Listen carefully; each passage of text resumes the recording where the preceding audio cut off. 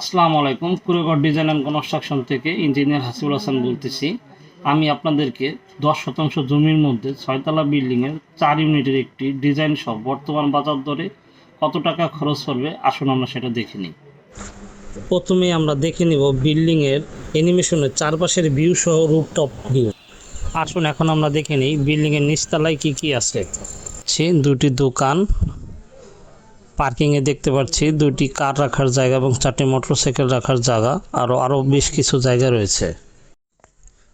নিচতলায় আরও 2টি ইউনিট রয়েছে, যার প্রতিটি ইউনিটে রয়েছে 2টি বেডরুম, 2টি বারান্দা, 2টি টয়লেট, একটি কিচেন, একটি ড্রয়িং, একটি ডাইনিং।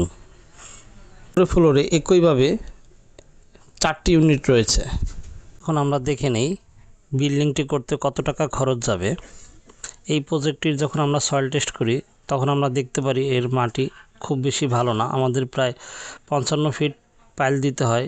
আমাদের প্রায় পাইল সংখ্যা চলে আসে 48। কস্ট এস্টিমেটে দেখতে পাচ্ছি যে এইটা পাইল সহ, পাইল ক্যাপ সহ, গ্রেড বিম পর্যন্ত ফ্লোর ডালাই সহ করতে প্রায় 74,82,305 টাকা লাগবে। এই টাকাটা পুরোটাই নির্ভর করবে আপনার জমির সয়েলের উপর, আপনার মাটিটা কেমন আছে সেটার উপরে আপনার এই কস্টিংটা নির্ভর করবে। ফ্লোরে আপনার টোটাল খরচ আসবে 67,12,181.25 এটার সাথে আমরা 6 গুণ দিয়ে খুব সহজে বের করে ফেলতে পারবো যে টোটাল বাড়িটি করতে আমার কত টাকা খরচ যাবে।